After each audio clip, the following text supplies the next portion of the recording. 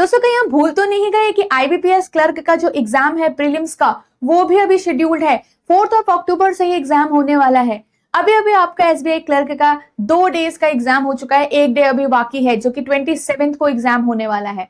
तो कहीं आप ये तो नहीं भूल गए कि हमारा एक और पेपर अभी पेंडिंग है। तो देखिए गाइस, बहुत सारे स्टूडेंट्स का ऑलरेडी एसबीआई क्लर्क का 20 और 21 को एग्जाम हो चुका होगा, तो वो तो तैयारी में लग चुके होंगे।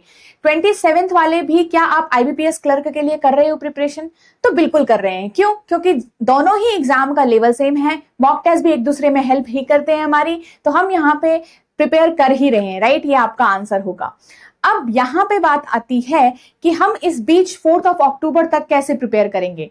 तो देखिए, मॉक टेस्ट आप दे रहे हो, साथ के साथ डेली दे रहे हो। एसबीआई क्लर्क के पेपर के बाद भी आपको ये मॉक टेस्ट कंटिन्यू रखने हैं, शांति से मत बैठिएगा गाइस, ठीक है? तो ये मॉक टेस्ट आप कंटिन्यू देते रहिएगा, हर रोज डेली दे रहे हैं, बहुत अच्छी बात है। एनालाइज करिएगा टॉपिक वाइज, साथ के साथ आपको पढ़ना बहुत जरूरी है। 27 के बाद भी आपको पढ़ना बहुत जरूरी है। 27 को जिसका पेपर हो जाएगा, 4 अक्टूबर तक के लिए रेडी रहिएगा, ठीक है?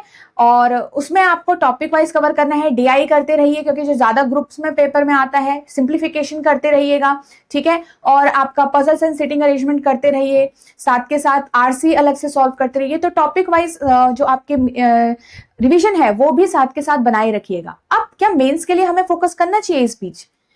क्या मेंस को बिल्कुल साइड में रख देना चाहिए इस बीच?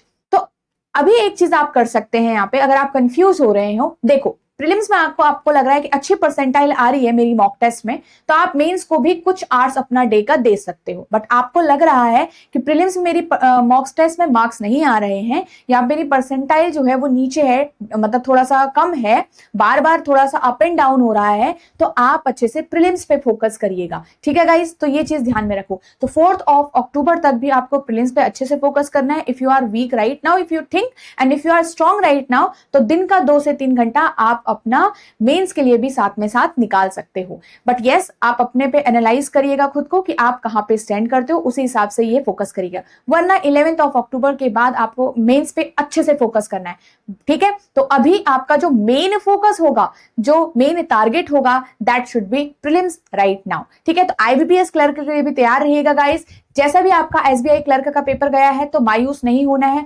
उसका जो भी कमियां हैं वो यहाँ इस आईबीपीएस क्लर्क के पेपर में मत आने दीजिएगा, ठीक है?